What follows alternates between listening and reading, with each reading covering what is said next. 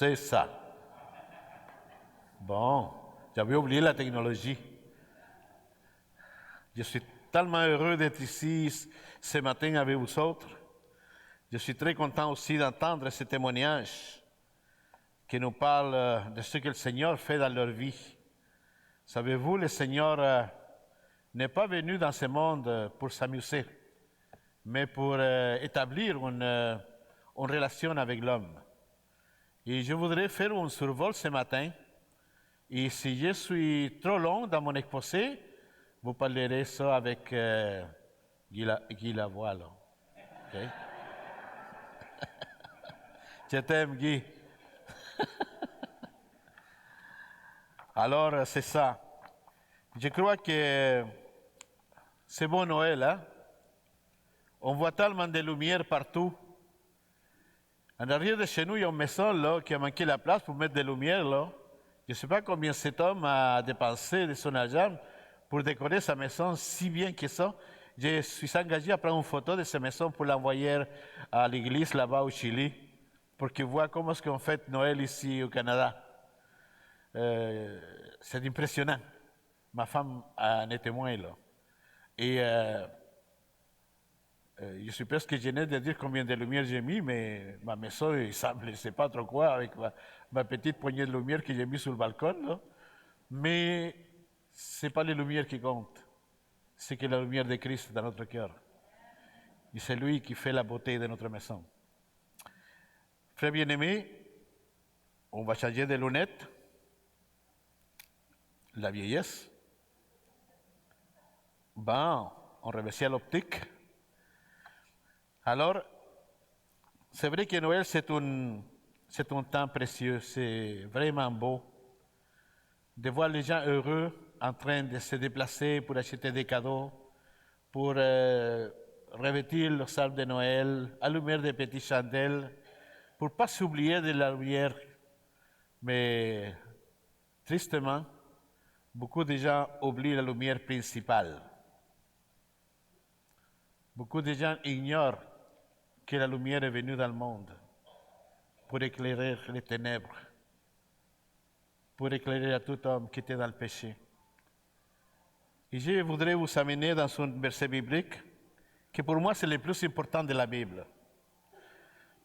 C'est vrai que Marie est allée dans une crèche pour permettre que Jésus vienne au monde, mais le Seigneur avait déjà été dans une place plus confortable que ça, dans son ciel. Puis ça fait de grands qui étaient tout petits, pour amour à toi, par amour à moi. C'est pas vrai? Je vous invite à ouvrir votre Bible dans l'Évangile selon Saint Jean, au premier chapitre et au premier verset, qui dit pas mal sur ce que je veux exposer ce matin. Il dit, au commencement était la parole, et la parole était avec Dieu, et la parole était Dieu. Elle était au commencement avec Dieu. Voilà 3 déclarations dans ce petit verset. 3 déclarations clés pour comprendre à qui nous devons nous soumettre. Il dit premièrement, au commencement était la parole était avec Dieu, la parole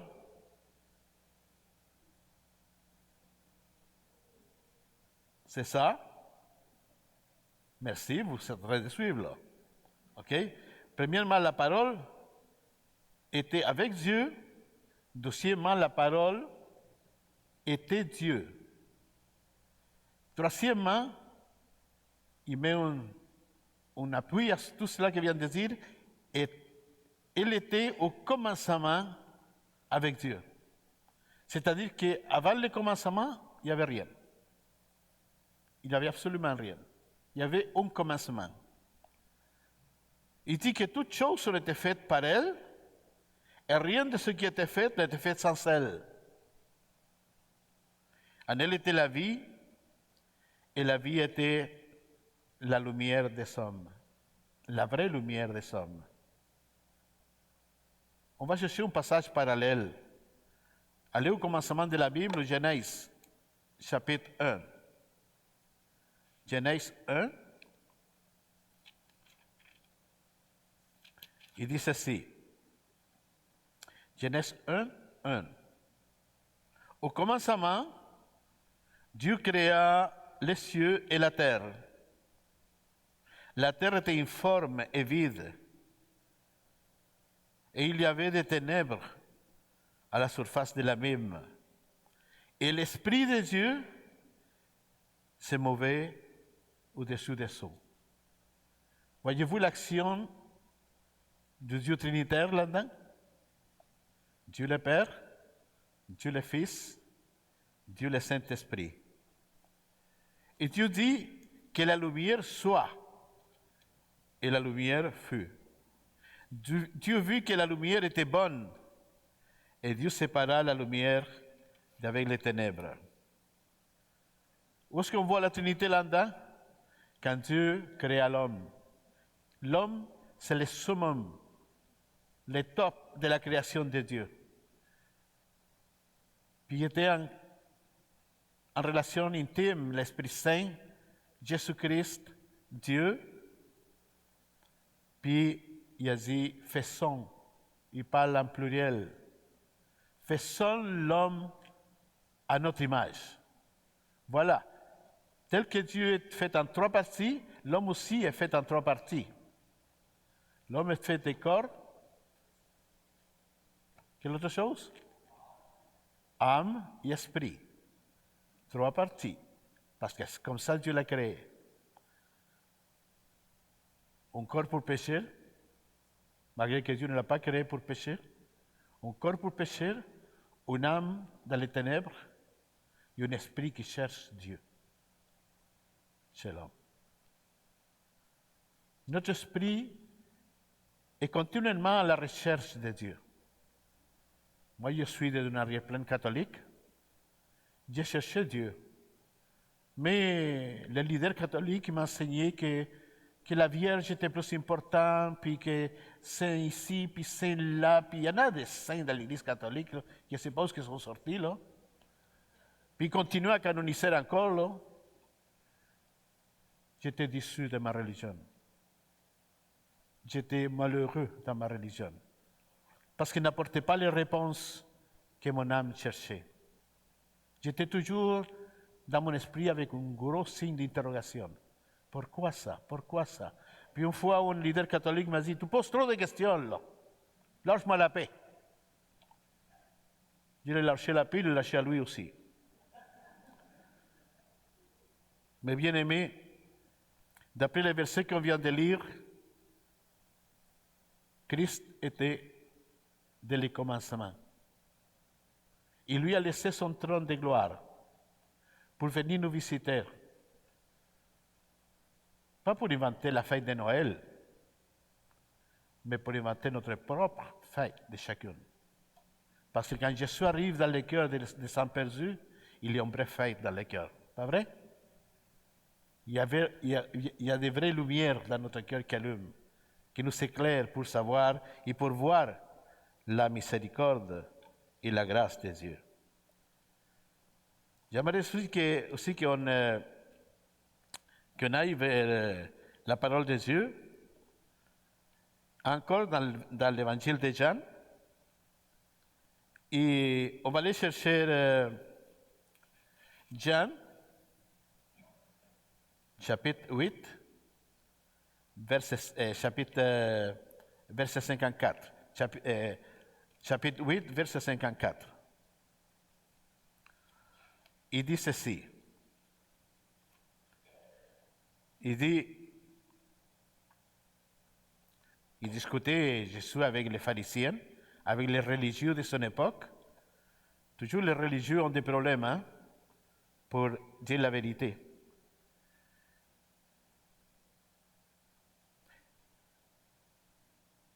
Il dit le verset 54. Jésus répondit, « Si je me glorifie moi-même, ma gloire n'est rien. C'est mon Père qui me glorifie, lui qui vous dit être votre Dieu, et que vous ne connaissez pas. pour moi, je les connais, dit Jésus. Et si je disais que je les connais, et si je disais que je ne les connais pas, je serais semblable à vous, un mentor. Mais je les connais et je garde sa parole. Abraham, votre père, a tressailli de joie à ce qu'il verrait mon jour. Il l'a vu, il se réjouit. Verset 58, Jésus leur dit, en vérité, je vous le dis, avant qu'Abraham fût, je suis. Je suis. Ça, c'est un mot qui était dit par première fois devant Moïse. Quand Dieu lui avait donné une commission, une mission à faire, une mission de liberté pour sortir le peuple d'Israël de l'Égypte. Puis Moïse, tel que nous les humains, il posait toutes sortes d'entraves pour ne pas y aller. Ah, je ne parle pas trop bien, j'ai la misère à parler correctement. Ah, puis si Pharaon me demande qui m'envoie, qu'est-ce que je dirais? Le Seigneur l'a répondu, notre Dieu l'a répondu, je suis, t'envoie. Et ce même je suis, c'est celui qui apparaît ici. En vérité, je vous le dis, dit Jésus, avant qu'Abraham fût, je suis. Regardez l'aveuglement des pharisiens, puis des sadducéens, puis des religieux de son époque. Ils se croyaient dans la bonne voie, parce qu'il y avait Abraham pour père. Mais le Seigneur est en train de les inviter à croire en lui. Ils ne voulaient pas croire en lui. Et quand Jésus fait cette déclaration, verset 59, là-dessus, ils prirent des pierres pour les jeter contre lui, mais Jésus se cacha et sortit du temple. Ils prirent des pierres pour lapider la vérité. Et la religion fait toujours ça, lapider la vérité.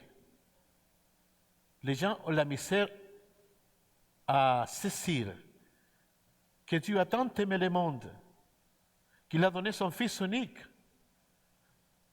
afin que quiconque croit en lui ne périsse point dans l'enfer, mais qu'il ait la vie éternelle à travers Jésus.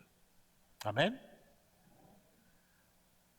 Si vous ne connaissez pas encore le Seigneur, si vous n'êtes pas en relation encore avec, je vous souhaite que le Seigneur touche votre cœur ce matin et que vous venez à lui et que vous soyez en relation avec lui.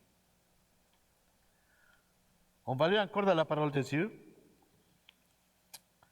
encore dans l'épître de Jean. Et regardez ce que dit le chapitre 17, verset 3. Chapitre 17, verset 3.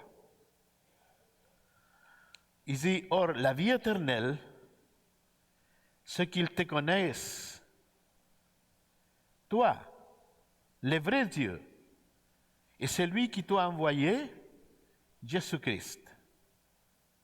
Je t'ai glorifié sur la terre, et j'ai achevé l'œuvre que tu m'as donnée à faire. Et maintenant, toi, Père, glorifie-moi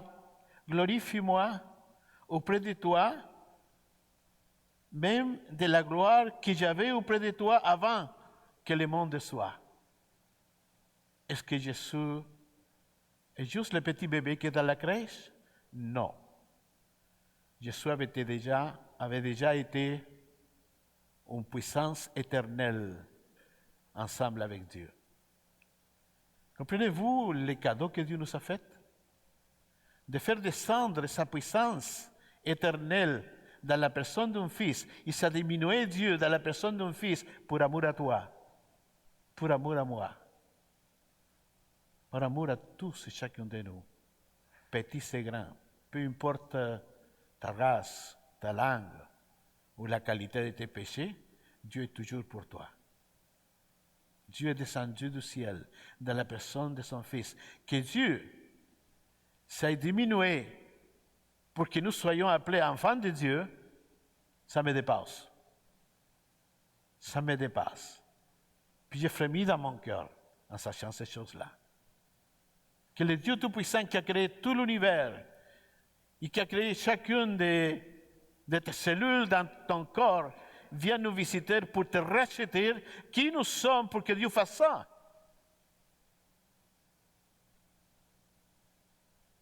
Nous sommes sa création, la plus chère, la plus belle, le summum, l'homme créé à l'image de Dieu.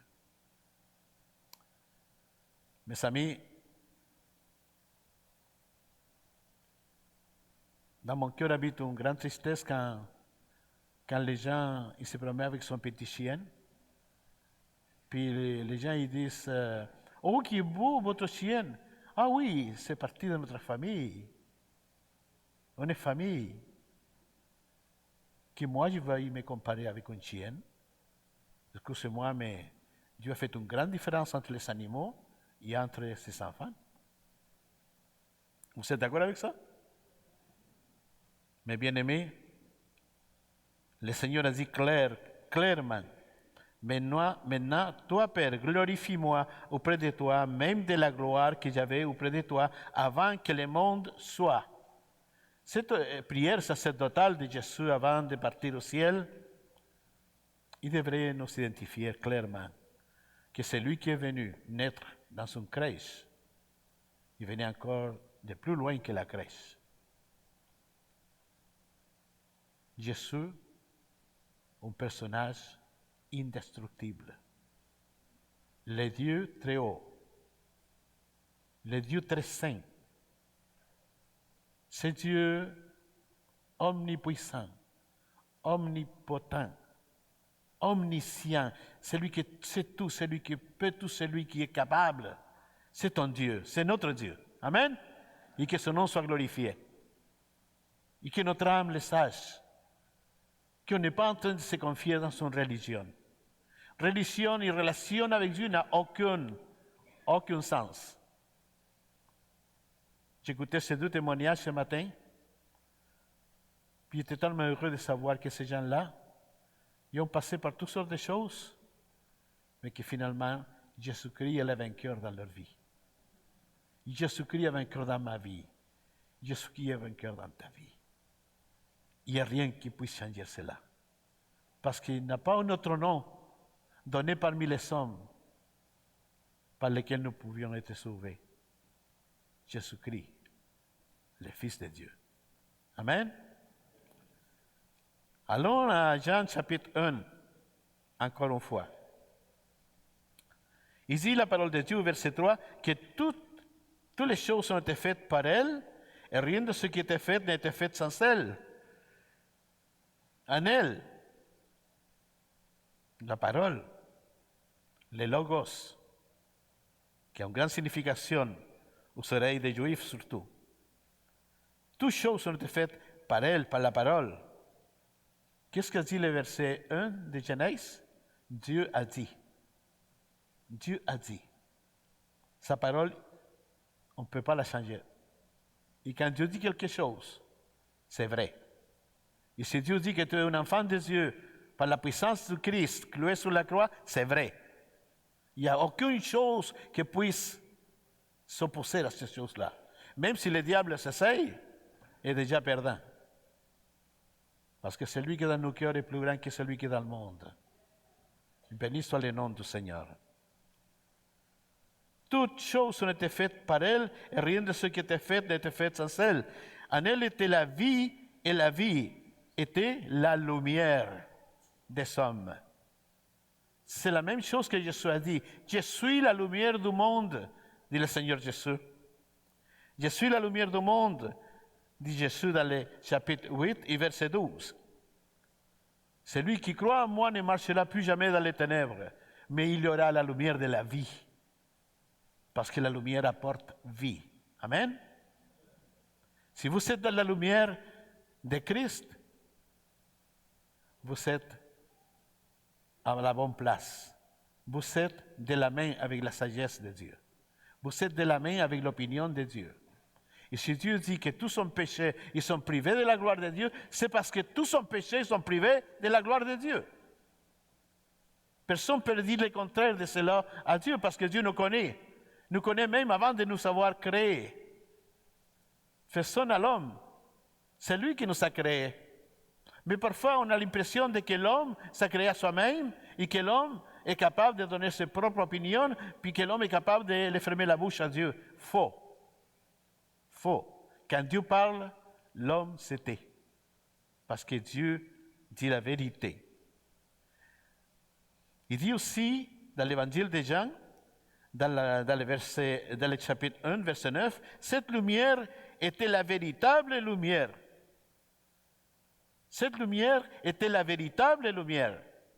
Et pourquoi on dit cela? Pourquoi on déclare cela à travers la parole de Dieu? Parce que Jésus a dit, je suis la lumière du monde. Et Jésus était le chemin, la vérité et la vie.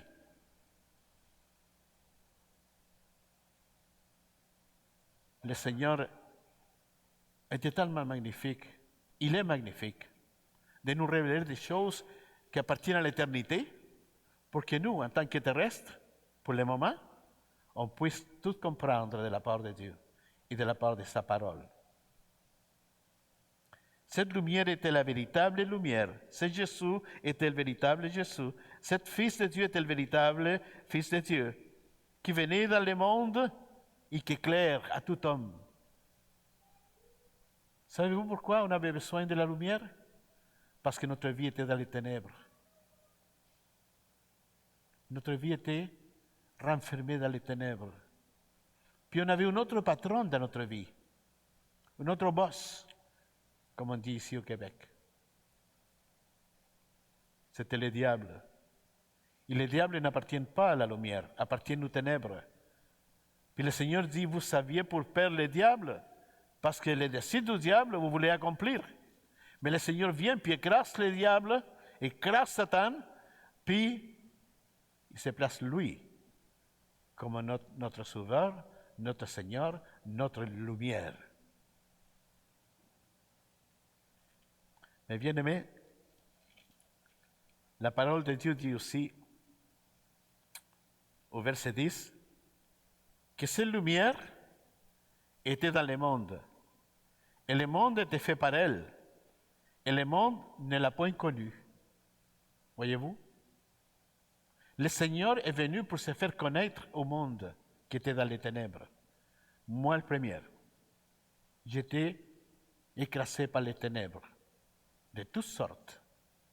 Mensonges, arrogance, toutes sortes de péchés, pas besoin de les énumérer. Puis il dit qu'il est venu chez les siens. Il est né parmi les Juifs, au milieu de son peuple juif. Il est venu chez les siens, mais les siens ne l'ont point reçu. Parce que ce peuple était enveloppé de la tradition. Ah, Abraham était plus important. Ah, nous avons pour père Moïse. Nous suivons Moïse. Puis ils se sont enfarchés dans les traditions plutôt que dans la relation avec Dieu. Et le verset 14 dit, et la parole était faite chair. La lumière était faite chair. Jésus s'est fait chair. Il habitait parmi nous, plein de grâce et de vérité. Et nous avons contemplé sa gloire, une gloire comme la gloire du Fils unique venu du Père. Voilà. On veut plus que ça? Quel cadeau merveilleux apporte Noël, n'est-ce pas? Mais savez-vous, beaucoup de gens y ont écouté ce cadeau de la part de Dieu. Mais beaucoup de gens ne l'ont pas développé, le cadeau. Puis le cadeau se trouve renfermé dans ce livre qui s'appelle Bible. Ils n'ont pas osé ouvrir la Bible. Notre frère Guy Lavoie disait que quand il a commencé à ouvrir la Bible, il n'y avait rien qui pouvait refuter là-dedans. Moi, il m'est arrivé la même chose.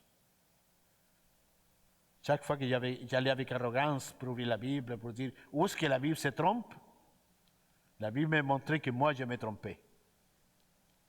Parce que la Bible, c'est la parole de Dieu vivant. Et la parole était faite chair et habité parmi nous, pleine de grâce et de vérité, et nous savons contempler sa gloire. Une gloire. Intéressant. Les petits mots sont les plus importants de la parole de Dieu. Une gloire. Une gloire comme la gloire du Fils unique venu du Père. Une gloire. Pas notre gloire, mais une gloire. C'est lui qui appartient toute la gloire, toute l'empire, toute la puissance, toute la majesté. Tout ce que nous pouvons imaginer de grand, c'est cette gloire qui est habitée parmi nous, pleine de grâce et de vérité.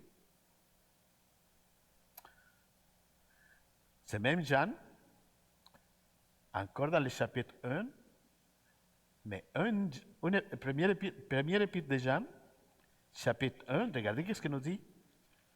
Jean, il voulait qu'on soit clair, précis, et qu'on comprenne la profondeur de cette vérité. 1 Jean, chapitre 1, verset 1. Regardez comment ça rassemble. Jean, chapitre 1, Genèse, chapitre 1, 1 Jean, chapitre 1, il dit ceci. Ce qui était dès le commencement, ce que nous avons entendu, ce que nous avons vu de nos cieux, ce que nous avons contemplé et que nos mains ont touché concernant la parole de vie, et la vie était manifestée. Et nous l'avons vu et nous lui rendons témoignage et nous avons annoncé et nous annonçons la vie éternelle qui était auprès du Père et qui nous a été manifestée. C'est clair, Jean, hein? J'aime ça, cet apôtre. Je ne sais pas pourquoi était l'apôtre bien-aimé du Seigneur. Mais la vérité qu'il donne à travers les écrits, ça change pour rien. Est tellement pleine de beauté la parole qu'il nous donne. N'oublions pas que le Seigneur, la lumière du monde, le Fils de Dieu, Dieu fait homme, l'ange, il a dit, Marie, le saint personnage qui va être dans ton ventre est conçu par l'Esprit Saint. Voyez-vous le travail du Père, du Fils et du Saint-Esprit? Et l'ange a dit, tu lui donneras pour nom Emmanuel, que ça veut dire Dieu avec nous. Dieu avec nous.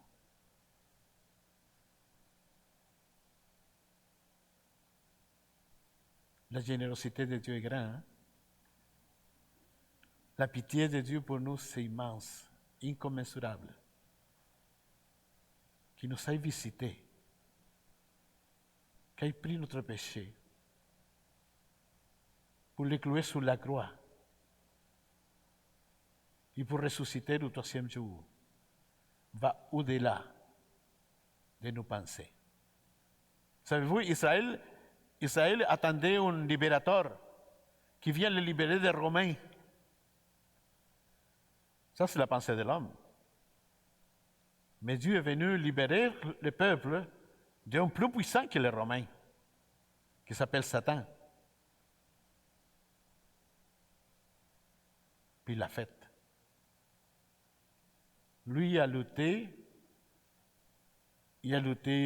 profondément pour nous, avec sa lumière, avec sa vérité, jusqu'au bout de ses forces, on dirait. Parce que le Jésus, homme, lui était homme et Dieu en même temps, il est allé jusqu'à la croix. Jusqu'à la croix, pour toi et pour moi. Lui a pris notre place. C'était pour nous la croix. C'était pour nous la souffrance. C'était pour nous le jugement. Mais lui a dit, tout est accompli.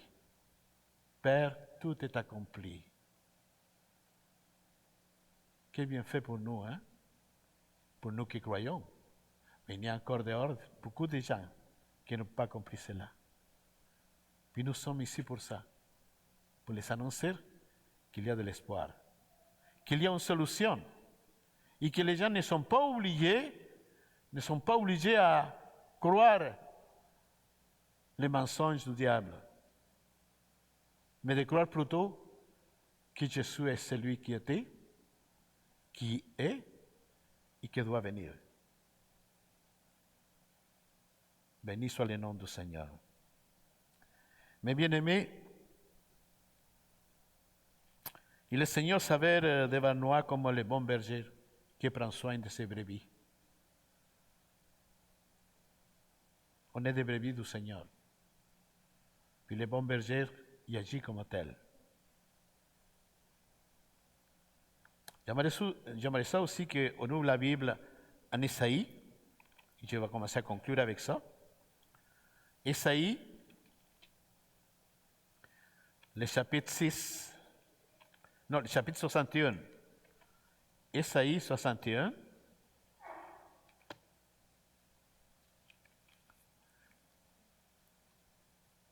Et le verset 1.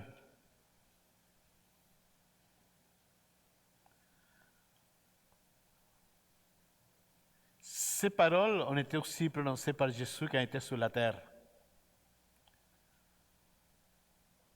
quand il enseignait dans les temples.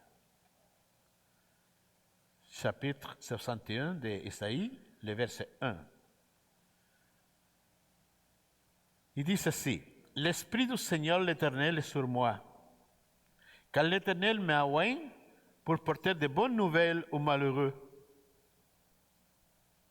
Il m'a envoyé pour guérir ceux qui ont le cœur brisé et pour proclamer aux captifs la liberté et aux prisonniers la délivrance, pour publier une année de grâce de l'Éternel et un jour de vengeance de notre Dieu, pour consoler les affligés,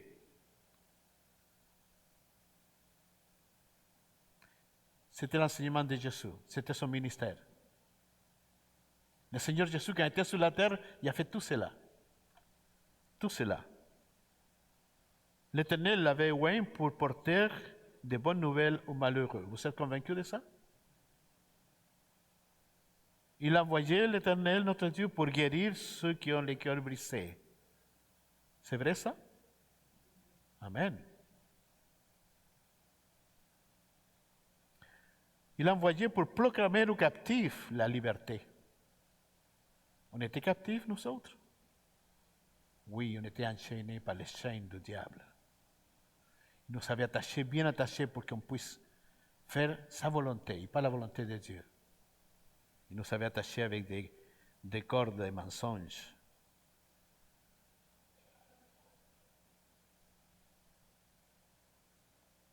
Il a envoyé Jésus, notre Père Céleste, pour donner aux prisonniers la délivrance. Est-ce que vous êtes libres ce matin? Oui. Amen. Gloire à Dieu. On est libre pour l'éternité. Parce que c'est Dieu, c'est Jésus, c'est l'Esprit, c'est sa parole, notre libérateur. Rien ne peut nous attacher dans ce monde. Il n'y a rien de bon qu'on puisse nous autres décider de ce monde. Le Seigneur vient bientôt. Quand lui est mort sur la croix, il était dans le sépulcre. Et après, il y avait autour de 500 personnes qui l'ont vu monter au ciel. Puis un ange, tel qu'un ange annonçait sa venue à Noël, un ange a déclaré son départ vers le ciel. Il a dit, « Hey les Galiléens, qu'est-ce que vous regardez aller au ciel? C'est même Jésus que vous le voyez aller au ciel. Il reviendra du ciel. » Voilà notre espoir. Avez-vous l'espoir que ça c'est vrai? C'est vrai? Ah, je l'ai de tout mon cœur. Puis je regarde ce ciel, puis je dis, Seigneur, quand est-ce que tu reviens? Je pense que lui est plus proche que jamais.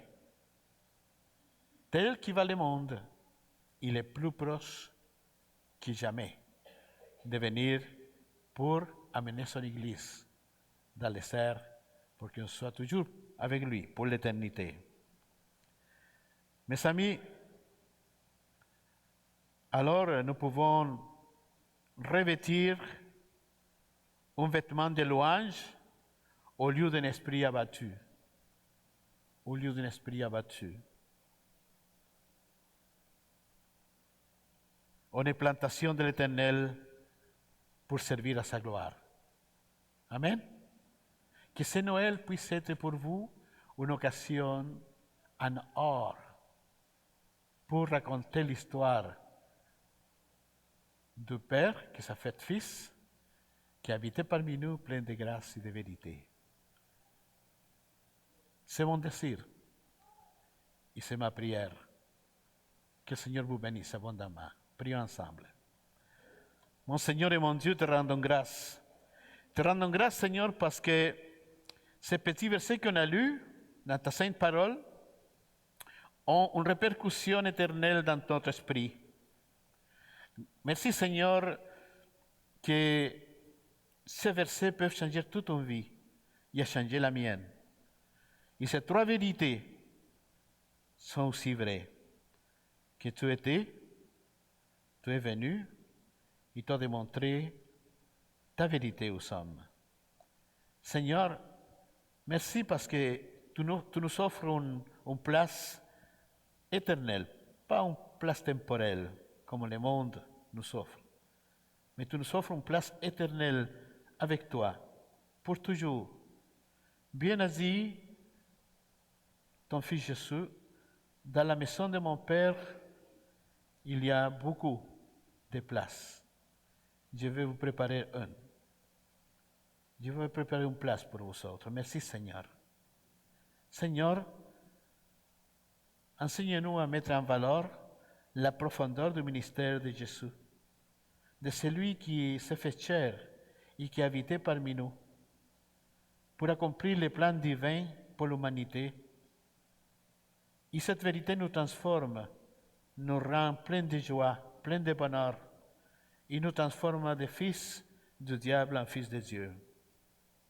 Merci Seigneur, aide-nous à comprendre par la foi que tout a été donné à Jésus-Christ.